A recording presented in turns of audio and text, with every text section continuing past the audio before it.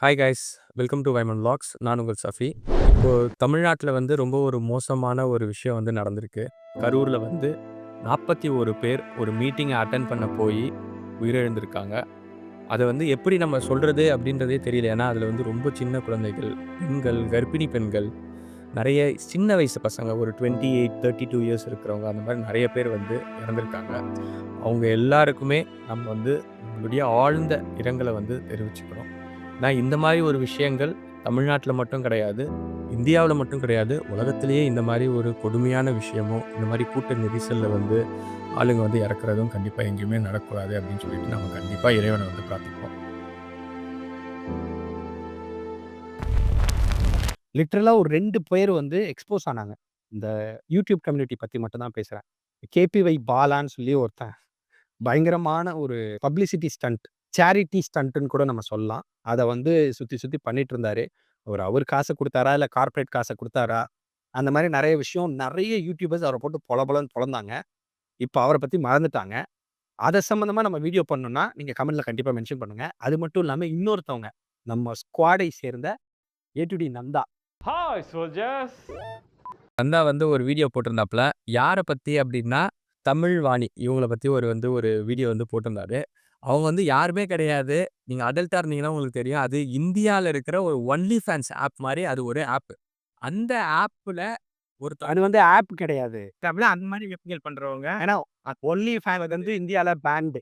அதே மாதிரி இருக்கிற ஒன் ஆஃப் த ஆப்ல இவங்க அதுல பண்ற விஷயங்கள்லாம் இந்த ஆப்ல பண்ணிட்டு இருந்தாங்க. அது மட்டும் இல்லாம இவங்கள வந்து ஒரு ஸ்கூல் சீஃப் கெஸ்ட்டா கூப்ட்டுருக்காங்க. கூப்ட்டது மட்டும் இல்லாம அந்த இடத்துல இவங்க போயி அதை விட ஸ்கில் ரொம்ப முக்கியம். ஸ்கில் இஸ் பெட்டர் தென் எஜுகேஷன்னு சொல்லுவாங்க. படிப்புலாம் முக்கியம் இல்ல. ஸ்கில்ஸ் மட்டும் தான் முக்கியம். அதனால ஸ்கில்ஸ் எல்லாம் வளர்த்துக்கங்க. படிப்பு தேவையே கிடையாது. ஸ்கில்ஸ் இருந்தாவே போதும். நம்ம வந்து வாழ்க்கையில வந்து பெருசாயிரலாம். அப்படின்னு வந்து சொல்லியிருக்காங்க. அவங்கள வந்து புரட்டி போட்டு எடுக்கலான்னு சொல்லிட்டு தான் நாமளும் பண்ணிட்டு இருந்தோம். அத பத்தியும் ஒரு வீடியோ போடலான்னு நம்ம நினைச்சிட்டு இருந்தோம். அந்த நேரத்துல இந்த ஒரு கோர சம்பவம் நடந்தனால, இத சுத்தியே வேண்டியதாயிடுச்சு. ஓகே. இருக்கட்டும். பார்ப்போம். அத பத்தி நம்ம வீடியோ பண்ணணும் அப்படின்னு நீங்க நெனச்சீங்கன்னா, மறக்காம நீங்க வந்து கமெண்ட்ல எழுதுங்க. இந்த 2 வீடியோஸ்லயும் நீங்க பார்ட்டிசிபேட் பண்ணணும் அப்படின்னு நெனச்சீங்க, நம்ம கூட வந்து உங்களுடைய கருத்துக்கள பண்ணணும் அப்படின்னு நெனச்சீங்கன்னா, மறக்காம நீங்க கமெண்ட்ல எழுதுங்க. நம்பளுடைய பாட்காஸ்ட்ல நீங்களும் கலந்துக்கலாம். இப்போ வழக்கம் போல நம்மளுடைய கிரிக்கெட் அப்டேட்ஸ்க்கு போவோம். நம்ம கூட வந்து ஆஸ் யூசுவல் ஜலால் இருக்காரு. Cricket expert. இப்போ வாங்க ஜலால்.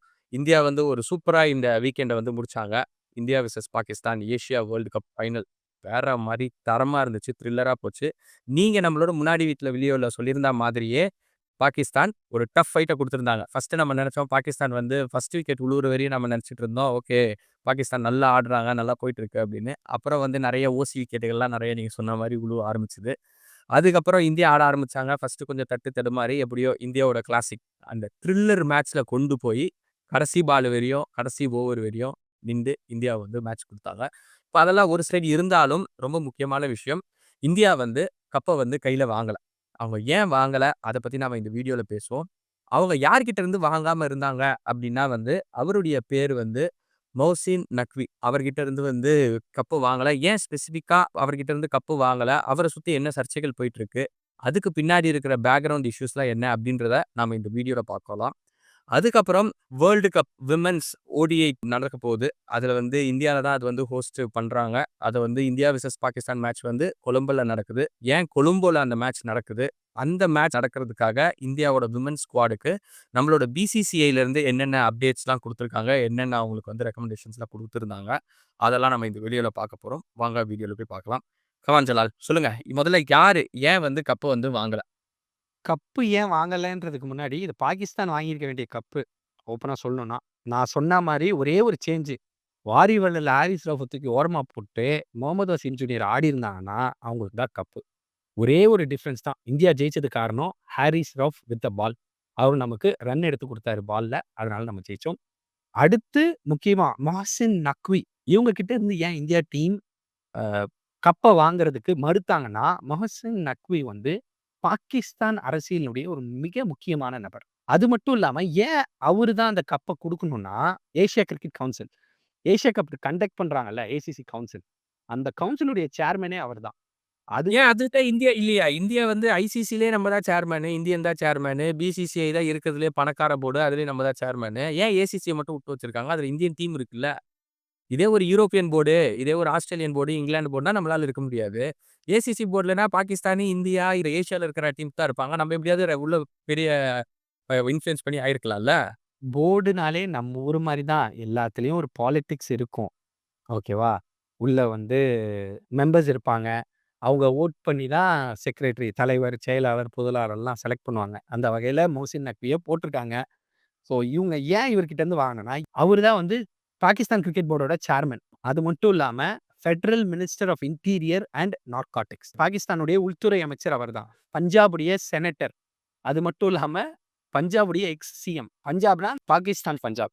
ஸோ இதனால தான் இந்தியன் பிளேயர்ஸ் அவர்கிட்ட இருந்து கப்ப வாங்கக்கூடாதுன்னு ரொம்ப மறுத்துட்டு இருந்தாங்க.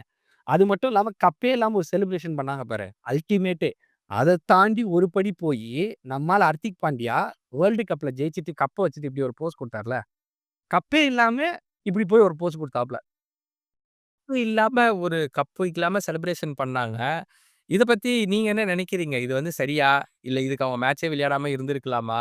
இல்ல வந்து இத பைகாட் பண்ணியிருக்கலாமா? இது ஏசியா கப்பையே. எனக்கு எனக்கு என்ன தோணுதுன்னா, இவங்க வந்து ஒரு ஏசியா கப்பையே பைகாட் பண்ணியிருக்கலாம். இந்தியா எதுக்கு போய் விளையாண்டுருக்கணும்? அப்படின்ற மாரி தான் நான் பர்சனலா வந்து ஃபீல் பண்ணேன். ஏன்னா வந்து ஸ்போர்ட்ஸ் எப்பவுமே ஸ்போர்ட்ஸா தான் பார்க்குற இடத்துல வந்து இருக்கணும். பட் ஸ்டில் பார்ப்போம். என்னன்னு சொல்லிட்டு சொல்லுங்க. உங்களுடைய கருத்த சொல்லுங்க. நான் என்ன சொல்றேன்னா, என் கருத்த சொல்றத விட, அரவுண்ட் த வேர்ல்ட் ஆஃப் கிரிக்கெட்ல இருந்து கிரிக்கெட்டர்ஸ் என்ன சொல்றாங்க? ஃபார் எக்ஸாம்பிள் டிவிலியர்ஸ் முதற்கொண்டு என்ன சொன்னார்ன்னா, இது வந்து ஸ்பிரிட் ஆஃப் கிரிக்கெட்ட உடைக்குது. பாலிடிக்ஸ் எப்பவுமே கிரிக்கெட்குள்ள வரக்கூடாது. பொதுவா ஐசிஐசியோட ரூல்ஸுமே அதான். கிரிக்கெட்ல பாலிடிக்ஸ நுழைக்கக்கூடாது. ஓகேவா? ஆனா பிசிசி இன்சிஸ்ட் பண்ணியிருக்காங்க. இத நம்ம பண்ணணுன்றது ஒரு இன்சைடர் நியூஸ் மாரி, ஒரு ஸ்பெகுலேஷன்ஸ் மாரி பரவிக்கிட்டு இருக்கு. அது எந்த அளவுக்கு உண்மைன்னு நமக்கு தெரியாது. ஏன்னா, அப்கமிங் விமென்ஸ் வேர்ல்ட் கப் நடக்கப்போது. ஏன்னா, இந்தியாவும், கொழும்புவும் தான் ஷேர் பண்ணி அந்த வேர்ல்ட் கப்ப கண்டக்ட் பண்றாங்க. இந்தியா, பாகிஸ்தான் மேட்ச் வந்து கொழும்புல தான் நடக்குது. அந்த மேட்ச்லயும் இந்தியன் பிளேயர்ஸ் பாகிஸ்தான் பிளேயர்ஸ் கிட்ட ஹேண்ட் ஷேக் பண்ண மாட்டாங்க. அப்படி இது வந்து women's world cup uh ODI அவங்க இதுதான் பண்ண போறாங்கன்னு சொல்லி ஒரு இன்ஃபர்மேஷன் வந்திருக்கு. So let's wait and watch. இந்த சண்டே அந்த இந்தியா வெர்சஸ் பாகிஸ்தான் மேட்ச் இருக்கு. அது நடந்தா maybe it's a direct instruction from பிசிசியாவும் இருக்கலாம். இல்ல பிளேயர்ஸ் விஷாவும் இருக்கலாம். நம்ம ஸ்பெகுலேட் தான் பண்றோம். 100% நம்ம எதையும் கன்ஃபார்ம் பண்ண முடியாது. பட் என்ன பொறுத்த வரைக்கும் ரவி சாஸ்திரி கூட சொல்லியிருந்தாரு. கிட்டத்தட்ட அந்த கிரிக்கெட் ஸ்டேடியம்ல இந்த ஆடியன்ஸு ஒரு 45 மினிட்ஸ் 1 ஹவர் வெயிட் பண்ணாங்க. இந்தியா போய் கப்பு வாங்குவாங்கன்னு சொல்லி. ஆனா லிட்டரலா நீ அந்த வீடியோஸ்லாம் பார்த்தீங்கன்னா, இந்தியா வந்து ரொம்ப ஒரு மாரி டென் அவுட்டா ரொம்ப பாகிஸ்தான ஹியூமிலியேட் பண்ற மாரி உட்காந்து ஃபோன நோண்டிக்கிட்டு, திலக் வர்மாலாம் குப்புற படுத்துக்கிட்டு காலாட்டிக்கிட்டு இருந்தாரு. ஸோ அந்த மாரி பண்ணியிருந்தாங்க. இவ்ளோ ஹியூமிலியேட் பண்ணியிருக்க வேணாமோ! அப்படின்னு எனக்கு தோணுச்சு. இது என்னுடைய பர்சனல் கருத்து. ஏன்னா, அதே மாரி இது ஒரு ஈஸி வின்லாம் கிடையாது இந்தியாக்கு. டஃப்பா தான் வின் பண்ணாங்க. கடைசில ஒரு த்ரில்லர் தான். அதனால வந்து இந்த அளவுக்கு நம்ம இவ்ளோ தெனாவட்டா இருக்கணும்னா, நம்ம அவனுங்கள 90லயே சுருக்கிட்டு அடிச்சு 10 ஓவர்ல மேட்ச முடிச்சிருந்தா, நம்ம வந்து ரொம்ப நல்லா காலர தூக்கி விட்டு தெனாவட்டா இருந்திருக்கலாம். பட் ஆனா இவ்ளோ ஒரு டஃப் மேட்ச். நீ சொன்ன மாரி ஹாரிஸ் ராஃப் இல்லாம அந்த இடத்துல வேற யாராவது இருந்திருந்தாங்க. மேன் நான் நம்ம ரிவ்யூல சொன்ன மாரி முகமது வசீம் ஜூனியர் ஆடியிருந்தாங்கன்னா, பாகிஸ்தானுக்கு லிட்ரலா வாய்ப்பு 50, 50. கண்டிப்பா. ஏன்னா, இத விட ஒரு படி மேல போய் அர்ஷதீப் சிங் ரொம்ப தப்பு பண்ணிட்டாப்ல. அர்ஷதீப் சிங் வந்து அந்த பாகிஸ்தான் பிளேயர்ஸ்க்கு பொதுவாவே இந்த இங்கிலீஷ் நல்லா வராது. அத கிண்டல் பண்றது, அப்ரார் அஹமதோட செலிப்ரேஷன் அதாவது மேட்ச் முடிஞ்சதுக்கு அப்புறம் அத கிண்டல் பண்றது. இந்த மாரி பாகிஸ்தான் கேப்டனா இருக்கட்டும், பிளேயர்ஸா இருக்கட்டும், எல்லாரையும் ரொம்ப ஹியூமிலியேட் பண்ற மாரி நெறைய சீண்டல்கள், கேலி செஞ்சாங்க இந்தியன் பிளேயர்ஸ். இப்ப அத தவிர்த்துக்கலாம். ஏன்னா, கிரிக்கெட்ன்றது ஜென்டில்மேன்ஸ் கேம் நம்மள பொறுத்தவரைக்கும். ஸோ கொஞ்சம் ஜென்டில்மேனா இந்தியா வந்து என்ன பொறுத்தவரைக்கும் இந்த மாரி ஆள்கள நம்ம சட்ட பண்ணக்கூடாது. தட்டி விட்டு போயிட்டே இருக்கணும். போயிட்டே இருக்கணும். அசால்ட்டா முடிச்சு விட்டு போனா தான் கெத்தா இருக்க முடியும். அத விட்டுட்டு அவங்களுக்கு சரிசமமா நாம வந்து உட்காந்து இறங்கி கிண்டல் பண்ணிக்கிட்டு அஸ் அ கார்னர். அது எனக்கு இந்தியா சைட்ல இருந்து புடிக்கல. ஏன்னா ஆஸ்திரேலியன்ஸ் அவங்க பீக்ல இருக்கும்போது இப்படிதான் பண்ணுவாங்க. மேட்ச்சுக்கு முன்னாடி தெனாவட்டா பேசுவாங்க. மேட்ச் முடிஞ்ச உடனே குவைட்டா காமா கிளம்பி போயிட்டே இருப்பாங்க. இதே விஷயத்த இந்தியன் டீம் பாகிஸ்தான் கூட ஜெயிக்கிறதுக்கு முன்னாடி ஆல்ரெடி வந்து சூரியகுமார் யாதவ் சொல்லிட்டாப்ல. இது வந்து ரைவலே கிடையாது. அவங்க ஃபுல்லா தோத்துக்கிட்டு இருக்காங்க அப்படின்னு. இவ்வளோ பெரிய சீன் போட வேண்டிய அவசியமே இல்ல. இதே நீங்க ஆஸ்திரேலியா கிட்ட ஜெயிச்சுட்டு இந்த சீன போடுங்க. ஆஸ்திரேலியா கிட்ட போட மாட்டானுங்க. ஏன்னா அடுத்த தடவ திருப்பி அடிப்பானுங்க ஆஸ்திரேலியா. இப்ப இருக்கிற ஆஸ்திரேலியன் T20 டீமு இந்தியாவ கதற கதற ஓட விடுவானுங்க. நியூசிலாந்து விசஸ் ஆஸ்திரேலியா சீரிஸ் நடக்குது. நியூசிலாந்துல. ஃபர்ஸ்ட் ODIல இத்தனைக்கு டிராவிஸ் ஹெட் ஃபார்ம்லயே இல்ல. கேமரன் கிரீன் ஸ்குவாட்லயே இல்ல. ஓகேவா? அவனுங்க அசால்ட்டா 16 ஓவர்ல 180 ரன்ன சேஸ் பண்ணிட்டு போயிட்டே இருக்கானுங்க. 8 பேர் ஆல் ரவுண்டர். அதாவது 4 பேட்ஸ்மேனு, 4 ஆல் ரவுண்டரு, 3 பவுலரோட போறானுங்க. 8 பேரு. அந்த 8 பேர்ல 5 பேர் தான் ஆடுறானுங்க. நீ 250 அடிச்சாலும் திருப்பி அடிச்சுட்டு போயின்னே இருக்கிறாங்க. புதுசா வந்து டிம் டேவிட அந்த ஆர்டர்ல அனுப்புறானுங்க. செகண்ட் டவுன்ல. ம். அது வந்து அவங்களுக்கு எந்த அளவுக்கு வொர்க் அவுட் ஆகுதுன்னா, லிட்டரலா வந்து செமையா வொர்க் அவுட் ஆயிருக்கு. டிம் டேவிட் வந்து எப்பவுமே டாப் 10 பிளேயர்ஸ் லிஸ்ட்ல ஒரு ஃபினிஷர் வரவே மாட்டாங்க. உங்களுக்கு யாராவது ஃபினிஷர் வந்தா மாரி ஞாபகம் இருந்தா கமெண்ட்ல மென்ஷன் பண்ணுங்க. அதாவது T20 ரேங்கிங் ஐசிசி ரேங்கிங்ல ஒரு ஃபினிஷர் டாப் 10 ரேங்கிங்ல நம்ம பார்த்திருக்கவே முடியாது. ஸோ டிம் டேவிட் வந்திருக்காப்ல. 9வது இடத்துல இருக்காப்ல. அவர் அந்த செகண்ட் டவுனுக்கு எடுத்துட்டு வந்ததுல 2 செஞ்சுரி அடிச்சாப்ல. வெஸ்ட் இண்டீஸ் சீரிஸ்ல. ஃபினிஷர்னா யாருமே கிடையாது. கடைசியில இறங்கி 10 பால் 5 பாலுக்கு வந்து 30 ரன் அடிக்கிறவங்க, இல்ல வந்து ஒரு 6 பால் இருக்கும்போது ஒரு 20 ரன் அடிக்கணும்னா, அடிச்சு விளையாடுறவங்க தான் ஃபினிஷர். பாலுக்காக வெயிட் பண்ண மாட்டாங்க. அடிச்சு நம்ம ஊர்ல சொல்லணும்னா காக்கா மாரி ஆடுவாங்க பார்த்தீங்களா? அவங்க தான் ஃபினிஷர் ஆக்சுவலா.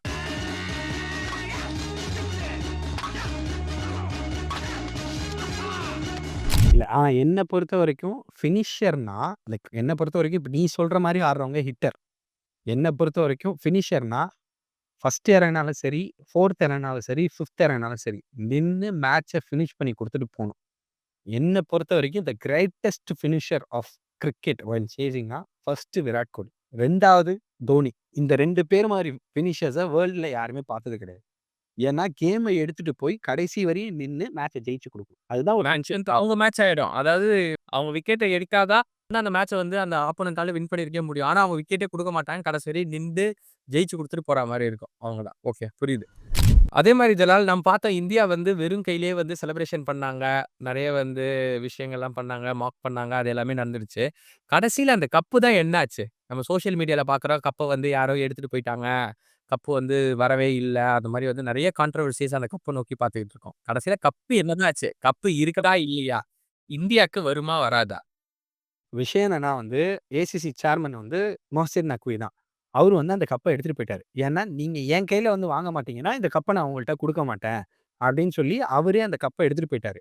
உடனே இந்தியன் மீடியாஸ்லாம் என்ன பண்ணாங்கன்னா, "கப்பு சோறு, கப்பு சோறு, கப் சோறுனா, கப்ப திருட்டு போயிட்டாரு, திருட்டு போயிட்டாரு. திருட்டு போய் அவர் ஹோட்டல் ரூம்ல வச்சுட்டாரு." அப்படின்னு சொல்லி இவங்க ஸ்பெகுலேட் பண்ண ஆரம்பிச்சுட்டாங்க. அதுதான் எல்லாமே ட்ரெண்ட் ஆயிட்டு இருந்துச்சு. கப்பு ட்ரெண்ட் ஆயிட்டு இருந்துச்சு. எடுத்துட்டு போயிட்டாரு, ஓடி போயிட்டாரு அந்த மாரி. வேணும்னா ஜெயிச்சு வாங்கடா அப்படி இப்படின்னு சொல்லி தேவையில்லாம பேசிட்டு இருந்தாங்க. ஸோ அது கடைசியில என்ன ஆச்சுன்னா, அதுக்கு அடுத்து அடுத்த நாளே வந்து ஏசிசில வந்து ஒரு மீட்டிங் நடந்துச்சு. இந்த கப்பு சம்மந்தமான என்குயரி வச்சு என்ன ரீசன் என்ன நடந்துச்சுன்னு சொல்லி. அப்போ மஹ்சின் நக்வி என்ன சொல்லியிருக்காருன்னா, என் மேல எந்த தப்பும் கிடையாது. நான் கப்ப பிரசன்ட் பண்ண தான் வந்தேன். லிட்டரலா 45 மினிட்ஸ் டூ 1 ஹவர் நான் வெயிட் பண்ணேன். என்கிட்ட கப்பு வாங்குறதுக்கு அவங்க வரவே இல்ல. ஸோ, அதனால நான் கப்ப குடுக்காம கப்போட ரிட்டர்ன் வந்துட்டேன். அப்படின்னு சொல்லி விளக்கம் குடுத்துருக்காரு போல. உடனே இந்தியன் மீடியாஸ்லாம் என்ன பண்ணிச்சுன்னா, மோசின் நக்வி வந்து அப்பாலஜைஸ் பண்ணிட்டாரு. கப்ப எடுத்துட்டு போனது தப்பு அப்படின்னு சொல்லி அப்பாலஜைஸ் பண்ணிட்டாருன்னு பயங்கரமா ட்வீட்ஸு, மெசேஜ் எல்லாமே பரவ ஆரம்பிச்சு. இப்ப தான் தெரியும்ல, நம்மளே மெசேஜ் பண்ண மாரி இந்த ஏஐல ட்வீட் பண்ண மாரி ஏஐல வந்து பண்ணுவாங்க தெரியுமா? அந்த மாரிலாம் பண்ணி பயங்கரமா ஸ்பெகுலேட் பண்ண ஆரம்பிச்சுட்டானுங்க. உடனே அவரு என்ன பண்ணிட்டாருன்னா, அஃபிஷியலா அவரு என்ன பண்ணாருன்னா, நான் இது சம்மந்தமா அப்பாலஜைஸ் கேட்கவே இல்ல. நீங்க ஜெயிச்சு வாங்குன கப்பு தான் நான் இல்லன்னு சொல்லல. உங்களுக்கு கப்பு வேணுமா? கப்பு இங்கே ஏசிசி கிரிக்கெட் கவுன்சில் துபாய்ல தான் இருக்கு.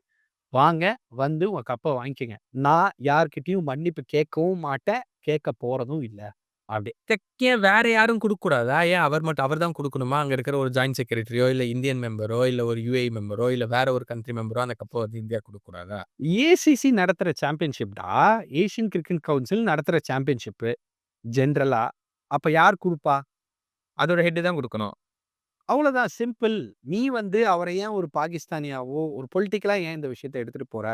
இது சிம்பிளா கப்பு ஏன்னா வெல் டிசர்வ்ட் கப்பு. இது ஒண்ணும் ஒரு சாதாரண மேட்ச் கிடையாது. பயங்கர டஃப்பான மேட்ச். நம்ம கெத்தா ஜெயிச்சிருக்கோம். அப்படின்னும்போது அத டீசென்ட்டா கப்ப வாங்கிட்டு வந்திருக்கலாம். இது இவ்வளோ பெரிய கான்ட்ரோவர்சி ஆக வேண்டிய விருப்பம் இல்ல. சரி ஓகே. அலமாரில இருக்கிற ஒரு 10 கப்ல ஒரு கப்பு குறைஞ்சதா நெனச்சுக்க வேண்டியது தான். அவ்வளோதான். அதுக்கு என்ன பண்ண முடியும்? அதுதான் விஷயம். Let's wait and watch. அடுத்தடுத்து என்ன கான்சிக்வென்சஸ் நடக்கப் போகுது. India versus West Indies series ஆடிட்டு இருக்காங்க. ஸோ, அத பத்தி அந்த சீரிஸ் முடிஞ்ச உடனே நம்ம ரிவ்யூ பண்ணுவோம். ஆல்ரெடி நம்ம ப்ரிவ்யூலயே சொல்லிட்டோம். இது ஒரு ஈஸி வின்னு 2 மேட்சும் இந்தியா தான் ஜெயிக்க போறாங்கன்னு சொல்லி. இதுல இந்தியன் பேட்ஸ்மேன் சுப்மன் கில் மாரி பேட்ஸ்மேன்லாம் நல்லா அடி அடின்னு அடிச்சு பொளந்து, ஒரு நல்ல ஸ்கோர் எடுத்து வச்சுக்கிட்டு, திருப்பி 3 ஃபார்மேட்லயும் வந்து முன்னாடி உட்கார்ந்துப்பாப்ல சீட்ட புடிச்சு. இதுதான் மறுபடியும் காலையில இன்னொரு இது பார்த்தேன். சிராஜ் தான் வந்து இப்ப ஐசிசி டெஸ்ட் சாம்பியன்ஷிப்ல வந்து first wicket taker, highest wicket டேக்கரா இருக்காரு அப்படின்னு சொல்லிட்டு. சிராஜ் தான் இந்தியாவுடைய ரெட் பாலுடைய கிரேட். இந்தியா இல்ல வேர்ல்ட் லெவல்ல சிராஜ் தான் வந்து இந்த ஐபிசி டெஸ்ட் சாம்பியன்ஷிப் சைக்கிள்ல அதிக விக்கெட்ஸ்ல அவர் இருக்காரு. ஆனா நான் என்ன சொல்லுவேன்னா, என்ன பொறுத்த வரைக்கும் இந்தியாவுடைய one of the greatest test பவுலரா இப்ப சர்வே பண்ணிக்கிட்டு இருக்காரு சிராஜ். ஏன்னா, வொர்க் லோட் அந்த மாரி குடுக்குறாங்க. மேட்ச்‌க்கு மேட்ச் 30 ஓவர், 35 ஓவர் போடுறாப்ல. போட்டுட்டு அடுத்த மேட்ச்‌க்கு தெம்பா வராப்ல. இதே பும்ரா ஒரு மேட்ச் 30 ஓவர் போட்டா அடுத்த மேட்ச் ரெஸ்ட் சாருக்கு. ஏன்னா, அவர் ஆக்ஷன்ல ஏதாவது ஒரு இன்ஜுரி ஆயிடுது. சிராஜ் அப்படிலாம் கிடையாது. மாடு மாரி போட்டுக்கிட்டு மிஷின் மாரி போட்டுக்கிட்டே இருக்காப்ல. போட்டுக்கிட்டே இருப்பாரு. நீ போட் ம். நான் போடுறேன். வா! நான் ஜெயிச்சு குடுக்குறேன். அந்த ஃபினிஷர் ஆட்டிட்யூட் அவனுக்கு இருக்கு. அது அந்த விராட் கோலிய இன்ஸ்பயர் பண்ணி அவன் கிரிக்கெட் விளையாடுறனால அந்த ஆட்டிட்யூட் அவனுக்கு இருக்கு. அவனே சொல்லியிருக்கான். அவனுக்கு விராட் பாய் தான் ரொம்ப பிடிக்கும்னு சொல்லி. So I appreciate that. அந்த மாரி ஒரு பவுலர் நமக்கு கிடைக்கணும். நெறைய பவுலர்ஸ் வரணும். சிராஜ் மாரி பவுலர்ஸ ஒயிட் பால்ல க்ரூம் பண்ணணும்.